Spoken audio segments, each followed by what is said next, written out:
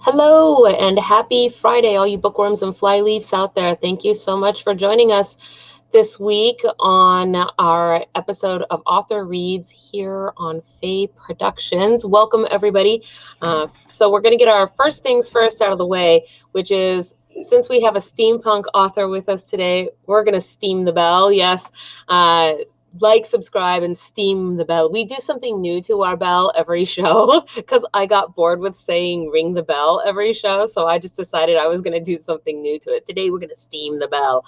So and it's been a pretty fun little thing. So also, I want to make a short little public service announcement if I can. There will not be a handmade home shopping on Sunday, because right now we are looking for a new land dragon and it is eating up our weekends in order to go out and go shopping for those. It's a tedious process, but that has to be done before we possibly drive anywhere for shows and events this summer. So right now we're doing that. There will not, but next week I'm planning. So just so you guys know, for you regular viewers out there.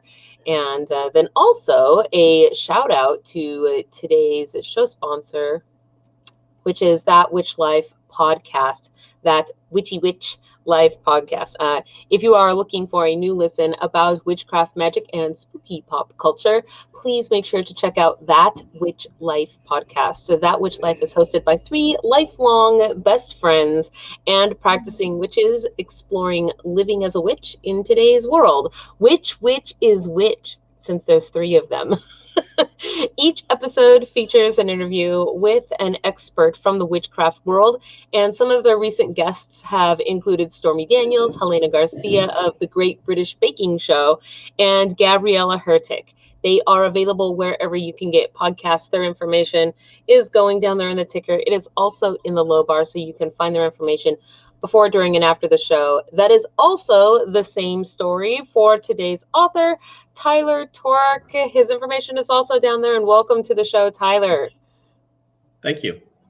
Absolutely. It's great to have you here. So I'm if you will, please tell everybody, introduce yourself and tell us a little bit about what it is that you write and where you're from. If you want to give a shout out to anybody, give a shout out to them. Well, I've been writing for these many years, and I do a bunch of different things. There's a lot of steampunk fantasy, young adult. I'm actually writing under a couple of different names because the stuff that I'm doing is too varied for the publishers to want to put it all under one. So I've got a nonfiction website development book for authors coming out soon. And a couple of YA titles, and the deep end, which I'm going to read from today, is an adult steampunk fantasy with magic. Nice. And I have a children's book coming out. I'm really enjoying working with the illustrator. Very nice little fun cartoony pictures, and they're after me for a sequel to that one. So I'm a little afraid to submit anything else to my publisher for fear they'll say yes. Because I have so many contracts outstanding now. And then you're suddenly obligated to actually do the writing as opposed to just brainstorming about it. Right. It's fun writing proposals. Yeah. It's funny because I think that same sort of sentiment actually exists also in the artistic realm for crafters and whatnot. It's really fun to start the project or to go out and be like, yeah, I've got this idea for a project, and then you sort of begin the thing, and maybe then later on you don't have any room in your art room because you have a bunch of unfinished projects. I think that so. Fortunately, my projects don't take up a lot of room, but it's tricky because before you submit and get a contract, you're cruising along. You can finish your project that you're on, then move on to the next thing. But now I have to switch. I get something back from the editor, and they want it in 30 days, so I have to pause whatever I'm doing and turn that around, which is not hard for me because I'm very disorganized. so are you being sarcastic? No, I am. I couldn't actually tell. I'm sorry. I'm also blessed with a short memory, which is handy when I'm like reviewing a manuscript that I wrote to see what needs to change, because I forget who said what. And so if I can't tell from the manuscript who said what, well, then I know I have to fix that. Yeah, that's true.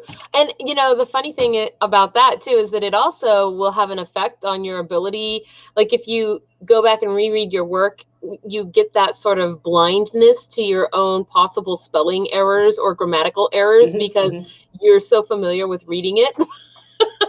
So your brain sort of fills in the blanks because it knows what you wanted to say. I know what I meant to say. So obviously that's what I said. Yeah, it doesn't matter if someone else reading it takes totally different meaning. But yeah, but that's what editors are for too. Yeah. Get lots of question marks in the margin. So can I ask a question now? Yeah, of course. About editors. So you have different styles or genres of books that you write. Are you able to submit to different publishing companies to do that? Well, my first book published by someone other than me came out with a small press here in the Minneapolis area, and that was an open contract. So a lot of contracts these days have non-compete clauses in them where they're saying, the next thing you write, you have to submit that to us. We have right of first refusal to, and if we make you it's complicated. So it makes it more difficult. But the publishers that I'm working with don't do that. I'm very happy with my current publisher, Agma Creative Media. They were founded by a group of authors who wanted to see authors get a square deal. And so they have a very nice contract.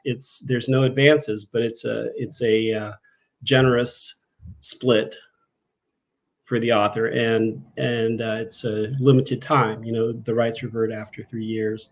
And so if I wanted to, I could even take that book and just publish it myself after the time runs out, or go to another publisher with it in case I would find one who's interested in reprints, which is not common. But I could be submitting books to other outfits. They just already offered contracts for everything I sent them, and so I don't have anything to submit at the moment. Got to be careful. Gonna get something out there pretty soon. Right. You'll be backlogged. It was really funny when you said the whole thing about your work, if you have half-finished projects, doesn't take up a lot of space. And it really made me think, I don't know if you ever were a fan of Dilbert, but it made me think of this old Dilbert where he tells the boss that he can save space on his computer by making his font smaller. And they made me think, oh, do you use really tiny font? I don't know. My brain just went in that direction. So, and actually, I don't mind so much hearing about the industry, technical, all of that behind the scenes complicated stuff, because I think that a lot of the people that tune in and watch, if they're not interested in reading, I don't actually know why they're here. So they're interested in reading, but a lot of them are also either writers or interested in writing themselves, and that information it's helpful. It's helpful to hear what the processes look like and what the options are that are out there, because you can't really investigate something that you don't even know about. That's just kind of a void of information, right? So. Right. So I think it's actually super helpful to hear that kind of stuff, which is why I asked. So, well, now tell us a little bit, if you will, about what you plan to read to us from today, because I know you have more than one title that is out there. So right, this is the steampunk title that's currently available. The other stuff is more modern urban fantasy, YA. But yes. It's a book that's set in a steampunk environment. It has a person from Earth in it who got body swapped in and is trying to figure out and keep her head above water while figuring out what's going on and how to get home. Her family is reminiscent of the Borgias. They're fiercely competitive in the family and, of course, with everybody else. There are plots, there are alliances, and she doesn't remember any of it. And so she's trying to keep them from realizing that she has no idea what's going on. She has her maid, Chlora, who's helping her out with this for a price. And Chlora? Like yes. Chlorine, but feminized? Like chlorine, but yeah, shorter. Chlorine, Well, but shorter. I Yet mean, still if clean. I mean, if you use the name chlorine, then I would assume it was probably female anyway. But I just thought that was kind of cute. Like her maid's name was Chlora. I like that name, actually. okay. All right, I didn't mean to interrupt. Go on. So yeah, so there's steam, there's a mechanical computer, there are glow lights that you shake brighter.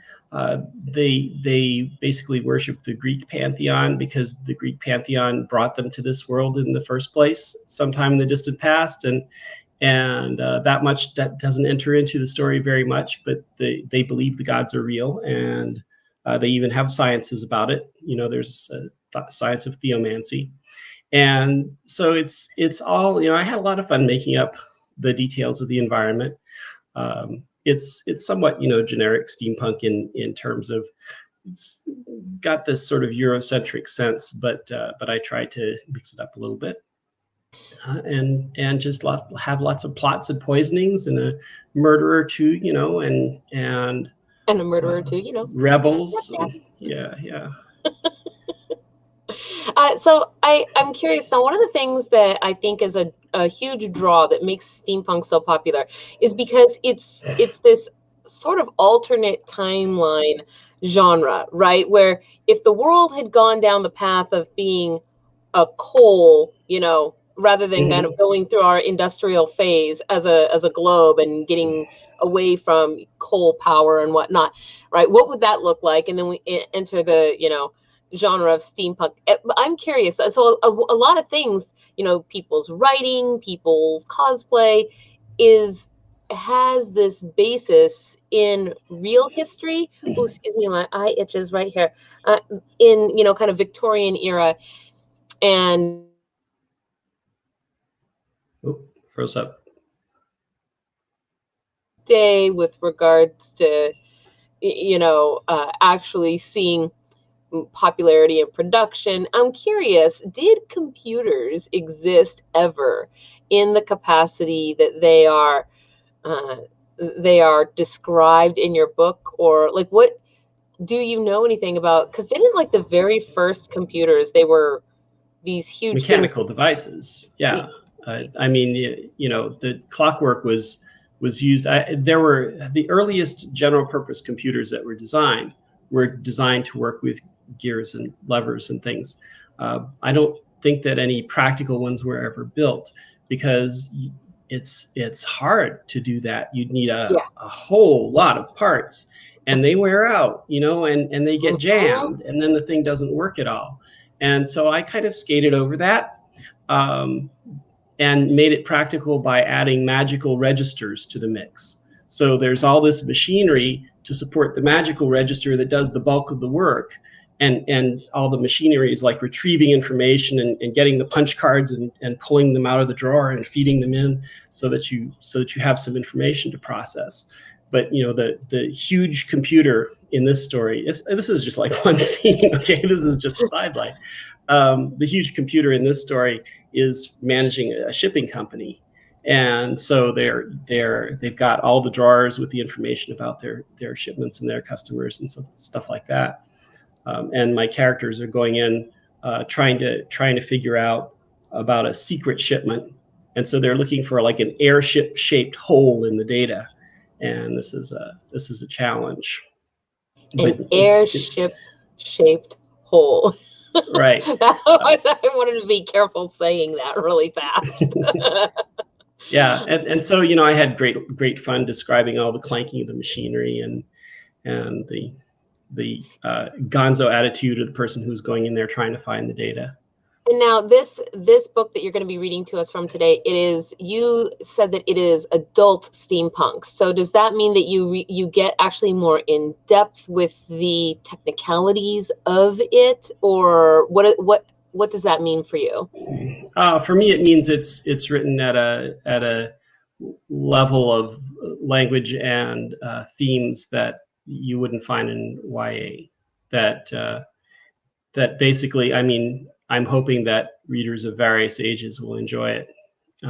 But my idea is it's not specifically directed to younger readers. Sorry, I keep putting myself on mute, on and off of mute. I don't know if you can see that, but it's because I am kind of talking to people in the audience as I'm listening to you, and I type really loud because I have a clackety clank and boom keyboard that I love. I love clacky keyboards too. Mine lights up. Yeah, mine and I can change the colors of the keys. Yeah. And you know what? Given your shirt, I am unsurprised by that, and I think it's extra awesome. Like you are a colorful guy, and I love it. Well, so to let everybody know how this works from here, so we're going to get ready to move into the reading part of the show where Tyler will read to us from his book. While he's doing that, I will be on mute. I will be in the comments section with you guys, so talking back and forth, taking questions from the audience that we will pose to him after he's done reading. And then after that, we will have our drawing for the ebook giveaway. And after that, we will be at the end of the show. So are you ready to read for us, Tyler? I am. All right, I'm going to give you the whole screen here, put myself on mute, and the floor is yours, sir. All right. What I'm going to read here is a section where it's a ways into the story.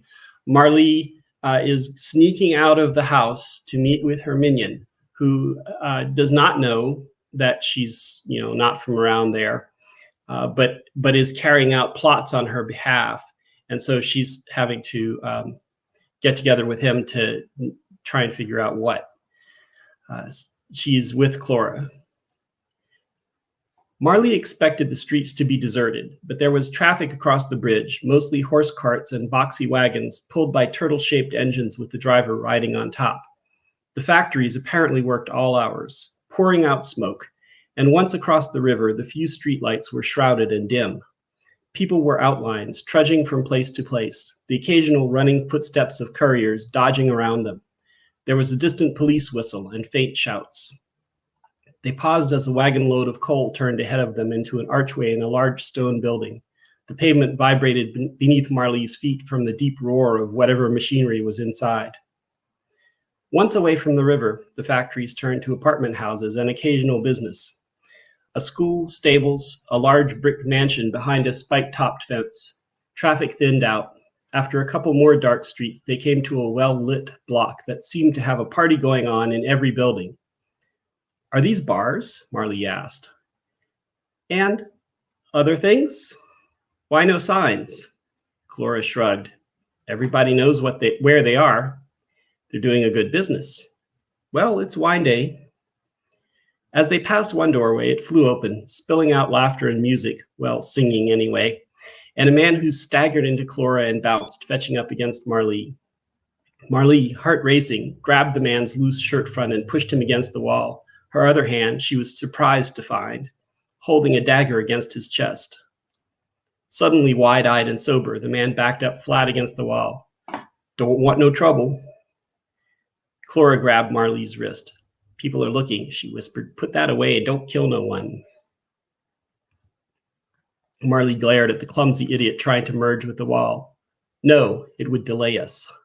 She shook off Clora's hand and stepped back, starting to put the knife away before realizing hers was still in its sheath and noticing the empty sheath at the man's belt. She threw it clattering down the street, making a woman in a tight dress step aside.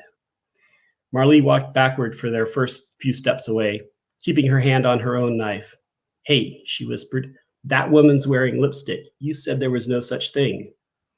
What woman? Oh, her. That's lip paint. What would you do with a stick? Never mind. They rounded a corner and Marley relaxed a little. Where do I get some of this paint? Clora looked a little shocked. I don't know. You wouldn't wear that stuff. Just watch me. No, you don't understand. She's not respectable. As they passed under a light, Marley looked hard at her. Are you blushing? Marley grinned. Come on, you can say it. What is she? You know full well. Walk faster. We should go a few blocks out of our way to make sure no one's following us. And for next time, that's not the best way to pass unnoticed. I know, sorry. Old Marley took over for a second. Marley watched Clora as they clopped along a dark street, wishing she'd worn better shoes, and thinking about another time the old Marley had peeked out. She'd have to take DeGriz aside when they found him and tell him to cancel the scheme against Clora's brother. She'd been a little drunk. That was the only excuse. All right, more than a little. Even sober, though, the idea of not having any kind of hold over Clora, who could so easily do her so much harm, gave Marley butterflies in her stomach. She was still half inclined to let him do it. How much of that was her, and how much was the influence of old Marley? She'd never schemed to blackmail anyone before she came here. On the other hand, she wasn't sure what she'd have done in a similar situation back home. You just don't know until it happens. Even people who aren't sharing someone else's head can surprise themselves. Finally, the street started looking familiar, and Clora stopped them down the street from their apartment, backing into an alley. She looked at her watch. 21:45. We made better time than I thought, even with stopping to fight drunks. Let it go, okay? Marley looked around, but didn't see anyone. She took Karina's key out of her pocket, twisted the chain around her fingers, ran her thumb over the surface. It was a thick brass oval with a random pattern of bumps and indentations on the surface. She sneaked a look at Clora's watch.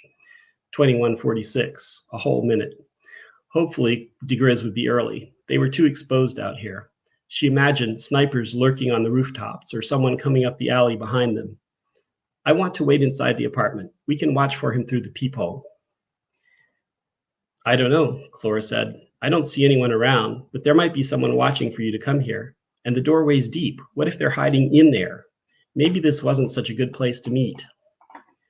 Marley was beginning to think the same, but it was annoying to have pointed out. I couldn't think of any place else to tell him. But we're in disguise, and the fog's pretty thick. We'll stroll past on this side of the street. Then when we're close enough to see nobody's hiding across there, run across. If there is someone, we just walk on. Ready? Clora paused, then nodded. Marley pulled her tiny gun from its sleeve holster and held it hidden in one hand, the other still gripping the key. They walked along at what seemed to Marley a snail's pace, Clora repeating some gossip about Lord Somebody's wife that Marley halfway listened to, nodding, while staying alert for any movement in the corner of her eye. Finally certain the doorway alcove was empty, Marley nudged Clora, and they pounded across the street. Nobody ran after them, but they crammed into the opening as if pursued. Marley said, "Open, open," and the door swung out, oh, so slowly. Clora wasn't looking at the door, though. She was looking up. Look out! She tried to drag Marley out onto the street. Marley stumbled, twisting, looking up herself to see the top of the door impact a pale globe hanging from the shadows above. There was a soft pop, and the globe exploded in a glare of blue light. Marley's legs went out from under her, and she collapsed to the pavement. Only Clora's grip on her arm saving her from a painful fall. But Clora couldn't hold her upright and ended up staggering over her as she sank to the ground. "God slag it," Clora said. "How bad did it get you?" What was that? Marley wanted to ask, but couldn't speak. She couldn't feel her limbs, couldn't turn her head to watch as Clora stooped over her and came up with the gun, holding it awkwardly and scanning the street. "You've got to get up. It's a trap. They'll be coming for us." There was no way Marley could get up. She tried to move, but if she was succeeding, she couldn't tell. She could move her eyes and shut them and nothing else. She couldn't even panic properly. Shit! Clora moved to Marley's feet, bending. "Open!" She started dragging Marley toward the door, but now Marley could hear multiple running footsteps approaching from the left. Too slow. Clora would never get her through the door in time. "Run for help, you stupid girl." Finally, Clora did, leaping over her with an anguished, "Sorry." "Let her go. This is the one we want. Move her before the police arrive." Someone in a hooded robe stepped over her, and Marley was hoisted up, her head flopping back to give her a close-up view of a knotted sash. She closed her eyes, hearing Clora yelling for help in the distance, as she was hustled across the street and away. We're now switching to Clora. Clora tried to get comfortable on the hard bench in the guard station. The officer in charge quizzed her about what had happened. Then everybody bustled off to scour the streets, leaving her alone in her misery. She looked up when the door banged open. The only other person in the room, an ancient sergeant, too feeble to participate in the search, also glanced up, then pushed his work to one side and levered himself to his feet. Severin Ferrasi, this is Marley's dad, stood in the door, face like a thunderstorm.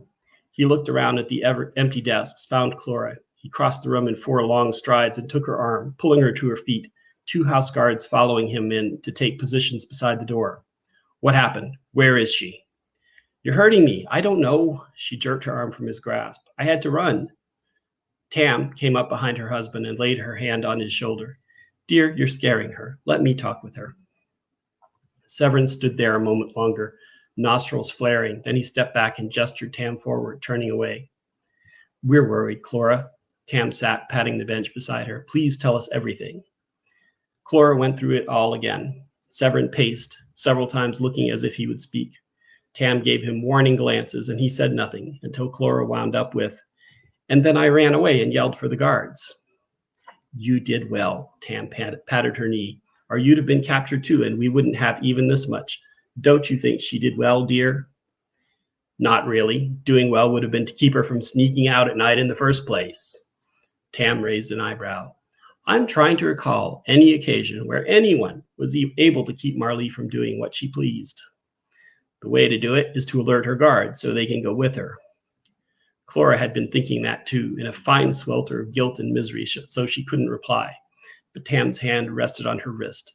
I'm sure this seemed best at the time. Severin, dear, Clora is Marlee's employee now, not ours. It would be disloyal to disobey, and if she did, next time, Marlee would just go alone.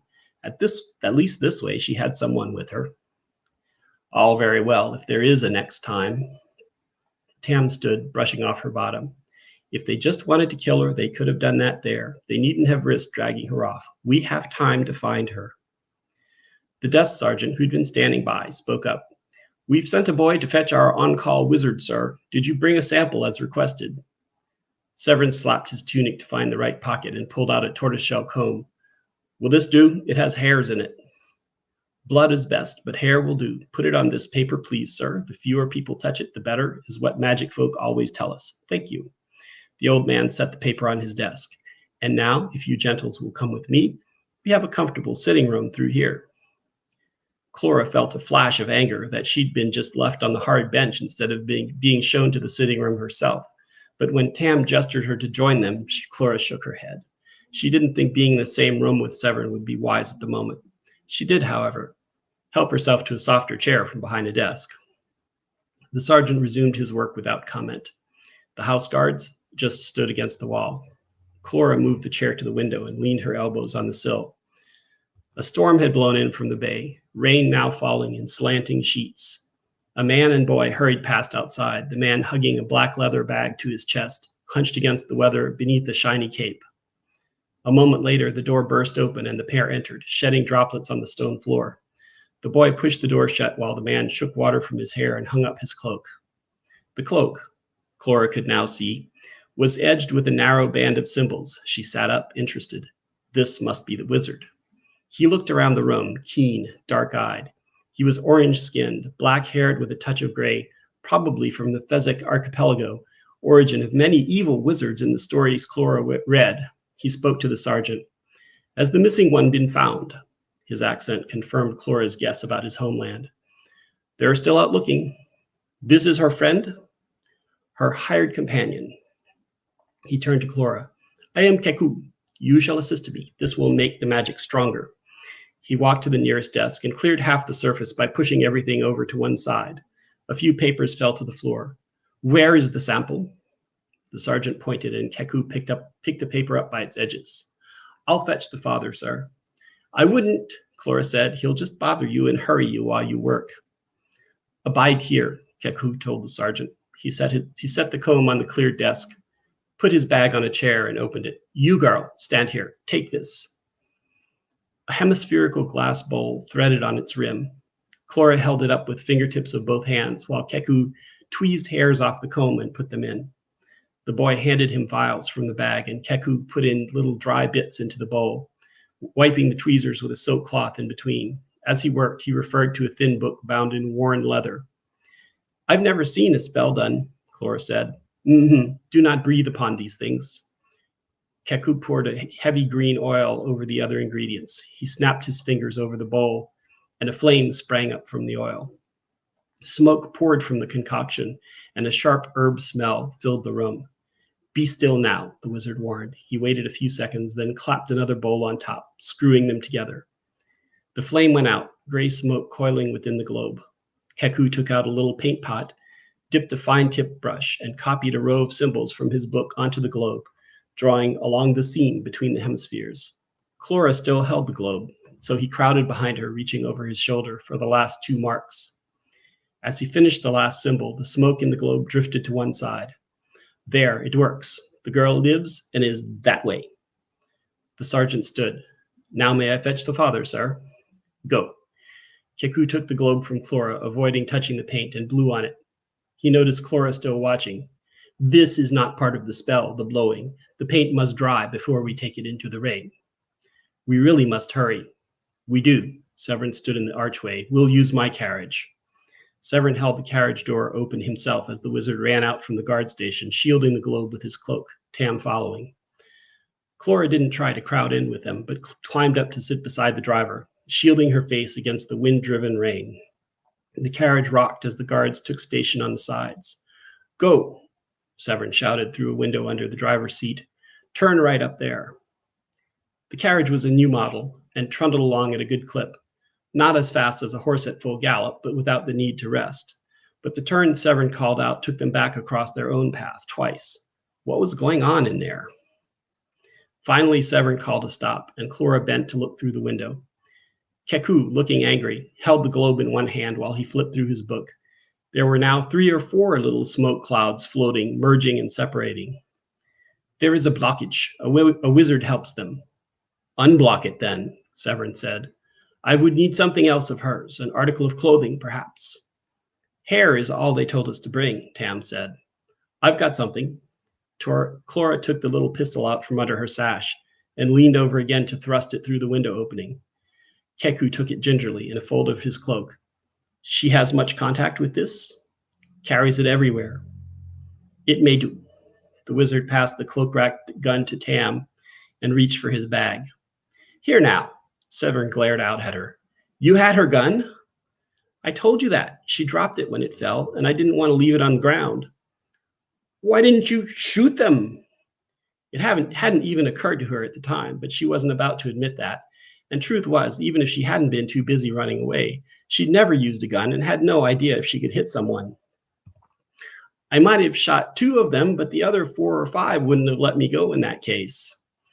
Best pray to the gods that we find her unharmed. Severin turned to watch the wizard work. Clora would have liked to keep watching also, but the position was awkward and, once Severin ordered the driver to start quartering the streets, unsteady, so she never learned how the gun would help. They kept driving as the rain came and went. Then as the light grew and the streets began to fill with early traffic of vegetable carts and newspaper vendors. Keku called a stop, declaring the spell exhausted. Get out then, Severin said. Bilamar will no doubt have found a better wizard by now, and we'll have more people searching. Tell your captain I'll be in touch. I'm going to switch now to a different part of the story because I have just a little bit that I found amusing and I wanted to read. I'm going to take you to the point of view of Degriz, the minion, who is engaged in kidnapping a child to hold for ransom as leverage against one of Marley's family members. Marley didn't agree to this exactly, so she didn't know what was going on, but he's going to be in communication with her about it. So meanwhile, he's waiting to see what Marley wants him to do. The knife flipped 3 times in flight, landing with a solid thunk in the tree trunk, in a straight line with the other 3. Degriz smiled, walked over, and wiped each blade before sliding it into his vest pocket sheath. He walked back to the throwing line and stood side on to the target, flexing his fingers. But when a shout came faintly through the woods, he sat and picked up his fishing rod, looking around to make sure everything was in place. Skillet drying on a rock, kettle on the little kerosene stove, 2 fish in a cage suspended in the stream, and remains of a third resting comfortably in his stomach, along with fried parsley root and apple. The man who came around the bend in the path, shouting, "Crazy!" Past middle age, weather-beaten face, clothing simple and worn, probably a farmer. He stopped when he saw Degriz across the stream and raised his battered straw hat. "Excuse me, sir, I'm looking for a young boy, so tall, a bit stout, large ears." "Sir, I have seen him. In truth, half the town's been out looking for him." An hour ago, no, nearer 2, he stood just where you stand now, wielding a sturdy oaken sword, with which he defeated 2 pirates. Pirates, you say? Mr. Birch Sr. and Mr. Birch Jr. there beside you, a pair of dirty slavers, he called them. The boy won easily, though I have to say the pirates didn't put up much of a fight. Hadn't got their lad legs yet, I'd imagine. But, sir, where is he now? Hello?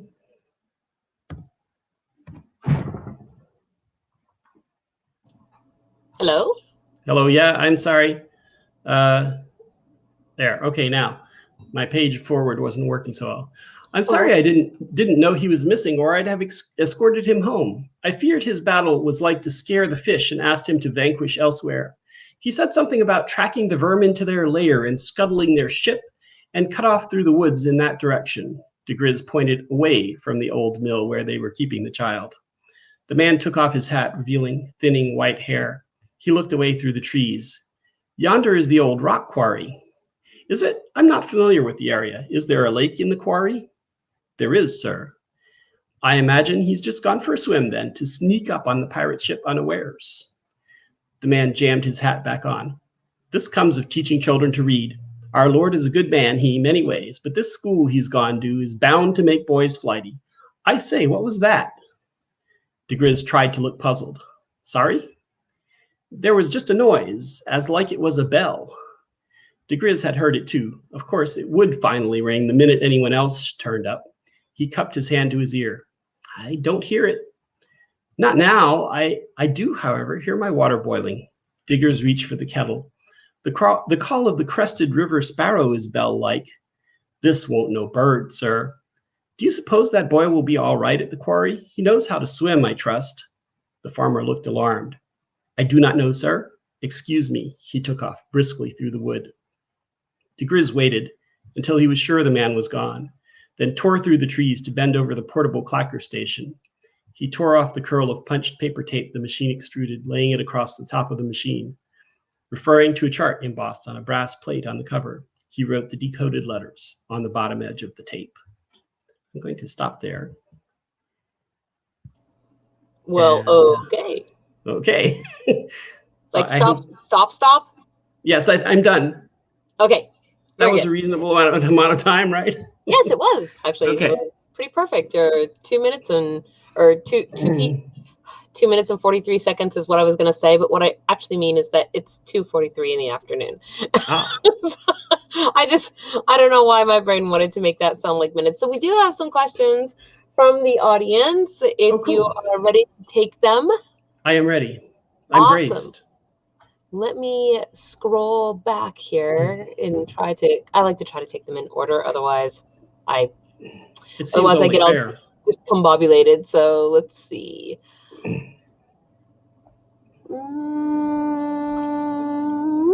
What was number 1? I think it was from Rebecca. And let's see. Rebecca, I know you asked something.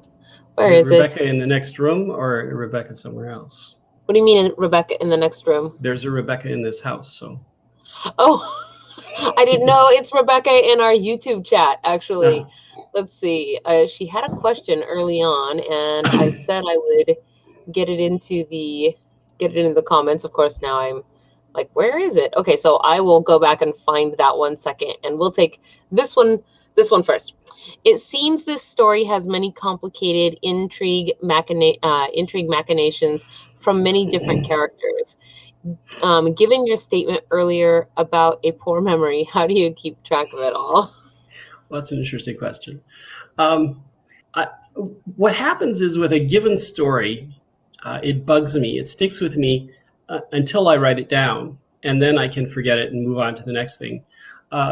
So I guess I was joking a little bit about the poor memory. I do keep track of the plots and who's doing what, but from a smaller level of what's going on in the particular scene and who's saying what and what I meant to say.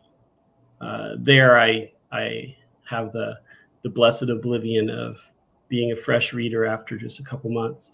But mainly it's that I get it down because it's stuck in my head and I need to get rid of it so the next thing can come out. I have to keep it flowing.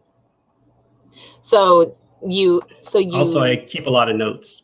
I was just gonna say, I was like, does that mean you design your world, kind of ahead of time, or does it come to you in bits and pieces? Like, how meticulous is that process for you? Well, I was on a panel recently actually about world building, and my philosophy, and the philosophy of most of the people there, is that some people really enjoy world building, and like writing the story is more of an excuse to do an exhaustive creation of all this stuff. And other people are more focused on, I want to finish the story and have it seem real. And so this is what I'm trying to do. I'm more interested in productivity than in having fun planning it all out, all the stuff that I'll never use. Mm-hmm. And so I plan some stuff out. I make up enough of the environment that I know where I'm going, and I'll make up little details as I go along. But I don't create the whole world, although I do have a map of this world, which I haven't put in the book. I was just gonna say, for a future volume. It's there for all those cartographers, right? The people that love the maps. For the cartographers. I'm kind of like that. I like the maps of worlds. Mm-hmm. So yeah, I keep a lot of notes, but basically I'm doing enough research and enough thinking to know enough of the environment as far as it will affect the story, and then I make up fun little details ad hoc. So, okay, so here is, I found Rebecca's question, and I'm over here like trying to adjust my seat a little bit. I feel like I'm sat so low today. My head is angled up like like I'm looking at the sky. Okay, here we go. So Rebecca's question was, Tyler, is this a series? And if so, is this book 1? And how many books are there? I haven't discussed it with the publisher.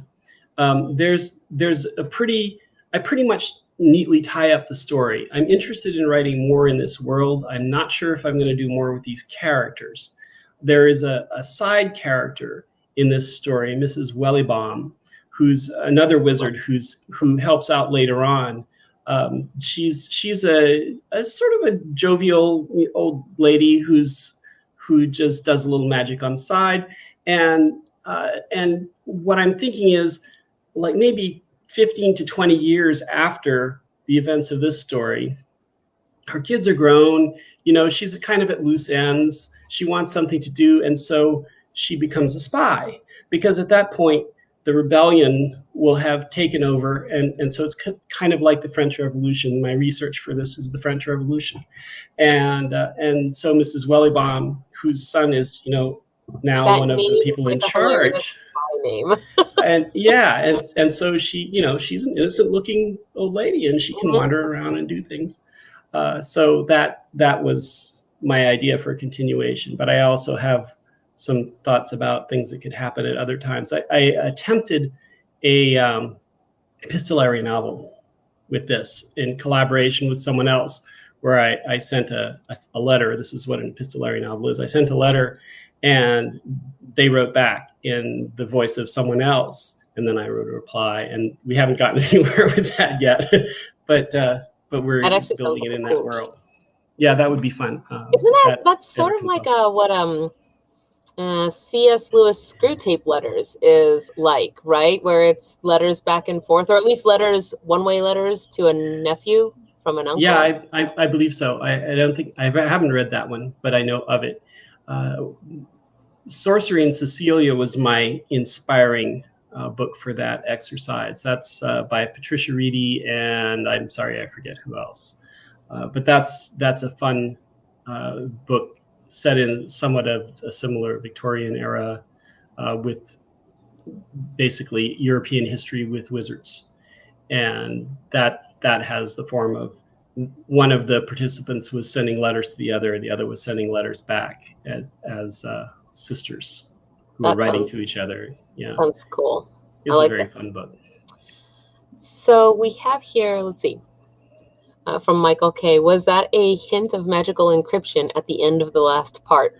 It's really more like Morse code because the clacker stations, DeGriz has a portable clacker station.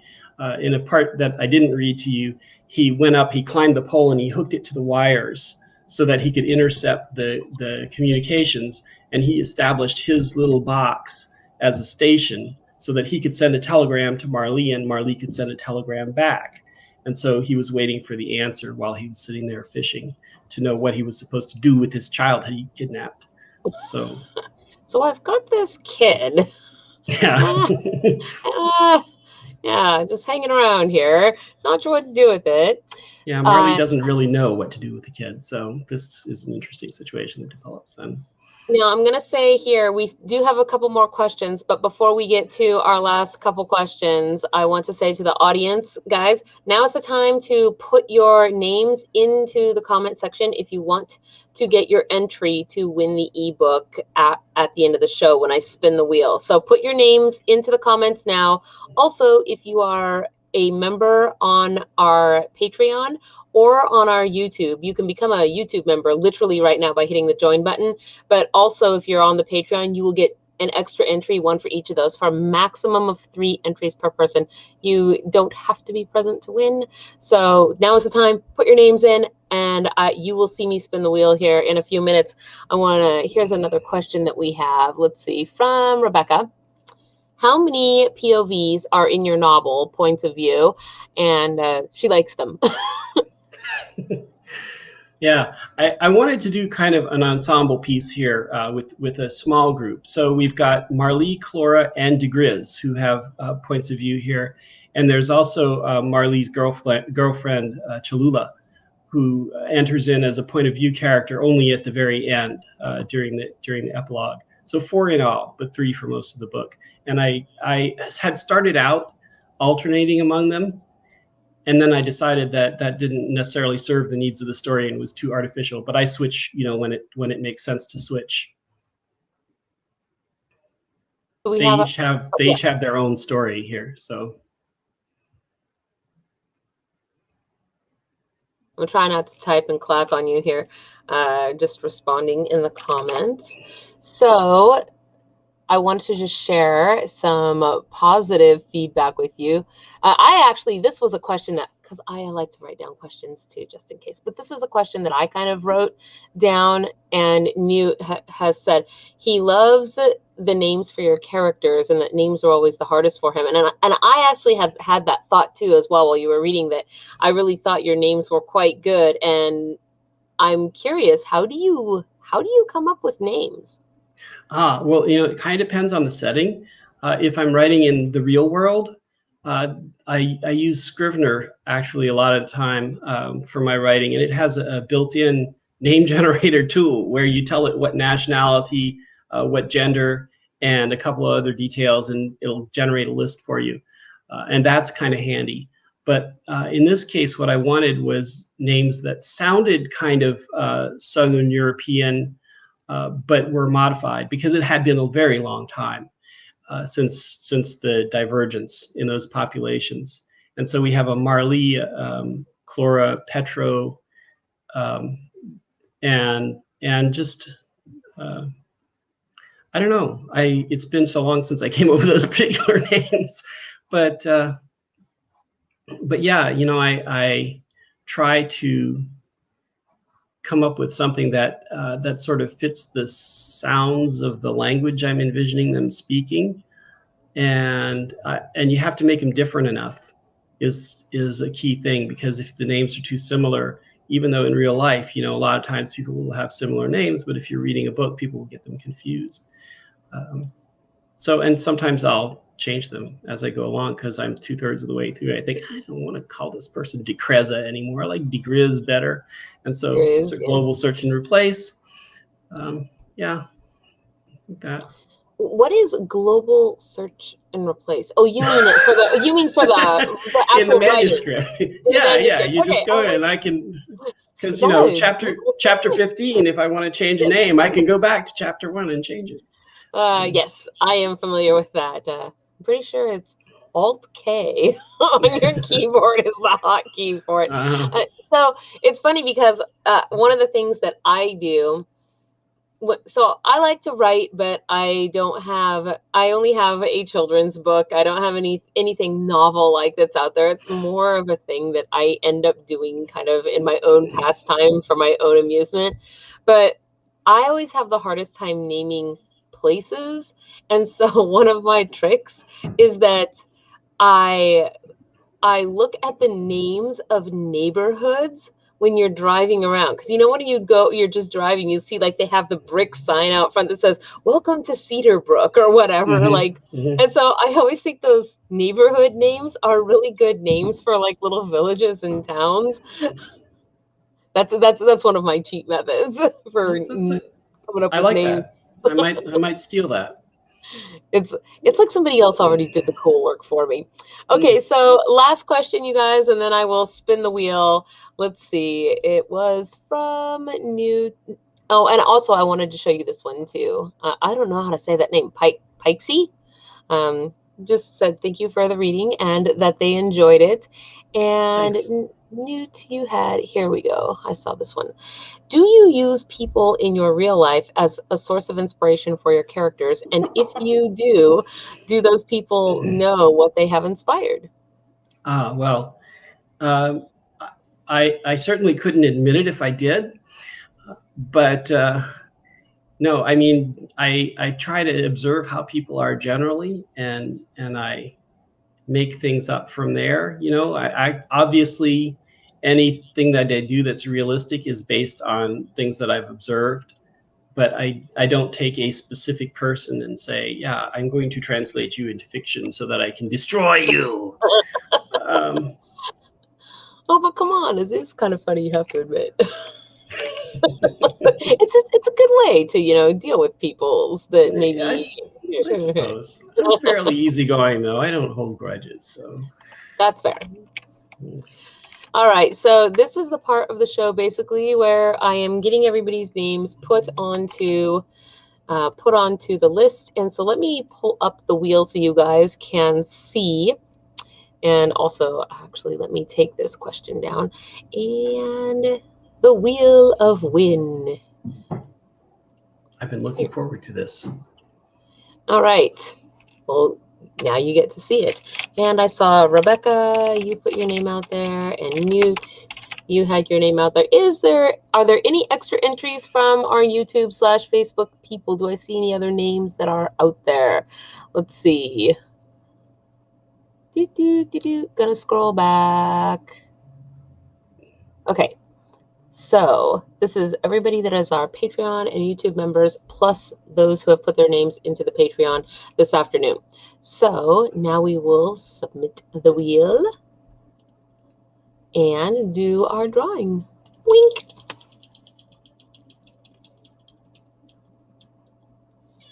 Lyric J, congratulations. You are the winner of today's book. That was so close. Sharon, you almost won. Okay, so congratulations, Jay. And, oh, well, that's cool. You're awesome, Mike. Says they would have entered, but they already have a copy. So, all right. Well, is there anything, sir, that you would like to say to us before we bid you adieu this afternoon? I will get you Jay's information after the show. Oh, you're on mute. Did I do that? I didn't do that, did I? No, that was me. I put me on mute. Oh, okay. In case I made any untoward noises while I was watching the wheel. No, I had fun. Thank you for inviting me. And, absolutely. And love to do this again sometime. But yeah, oh, look, there's Rebecca speaking to us again. Yes, she's saying thank you. They're saying thank you. Have a nice day. Weekend, really, because it's Friday, right? Right. So, and thank you for doing this. I think this is a valuable service. I didn't know about it before, and I plan to, listen into many of your future interviews, because I think it's always interesting to hear how people work. Yeah, I'll let people know. So someday I'm gonna have to get like a panel of past authors to. Oh, that would be kind of cool to get it. I'm brainstorming. I'm like, I should just get a bunch of the authors together and maybe read a manuscript or do something like that. Like if somebody sent in a 1-page, what do you call that? Like an excerpt or something. I don't know. That A could be cool or synopsis. fun. Yeah, But I'm not sure exactly what you mean. I like to hear authors discussing their process, and so that might be an idea for future events. I've participated in such discussions. There's a local convention that went online this year because of plague, called Narrativity, and I'm in a couple panels there. If you go to my website and go to the recordings page, you can experience those. We've got Steve Brust and Emma Bull in a couple of those, and they're a couple of my favorite authors who live here locally. They have a lot of good things to say. Stefan Vessels is in there too, and I don't know if any of your people here have heard of them, but I know Stephen Brust at any rate, is fairly popular. So you can hear him talk about what he does. So nice. Thank you for that input. Yeah, I guess I worded it poorly, but I have heard of panels where it'll be, say, a group of authors, and then what they'll do is they will read, say, somebody's prologue or maybe 1 page, 1 page out of somebody's manuscript, and then they read it out loud live, and then they talk about, what. See, yeah. So it's maybe like, what is the first page of your manuscript? Let these authors read it and then talk about, well, do they think that it's grabbing, and it sucks people in? And if not, what kind of changes could be made, et cetera, et cetera. So I don't know. Yeah, those are useful. It's good to know how your opening hits with people. Not necessarily authors, but, agents and editors too, because they're going to be the ones that you really want to get their attention. But yes, kind of like that, Newt, like a live beta reading. Exactly. All right. Well, thank you so much for being on the show, ladies and gentlemen. As I said, there will be no handmade home shopping this Sunday because we are actually shopping for new land dragons, and it's eating up all of our time. So, but also, please, if you will, all of Tyler's information is in the low bar. Please go visit his site at a bare minimum, give him some likes, subscribes, follows, whatever is relevant to that particular media. And if you happen to buy his book, please remember to leave a book review. It always helps indie authors to do that. So with that said, then happy Friday and good weekend to you, sir. And everyone else, like, subscribe, ring our bell, and we will be back with you on Wednesday for Fae News next week. So have a good weekend, everybody. Bye-bye. Okay. Thank you. Bye. Yep. Oh, he just left super fast. Hello, friends. This is Gun for Hammerhands. Thank you for checking out Fairy Princess Lolly's channel. If you enjoyed this video, please hit the like and subscribe button. Use your troll hammer to ring that little bell icon to get notifications when she posts future videos. And if you'd like to support these magical creations, fly over to our Patreon and join the Fairy family. Safe travels.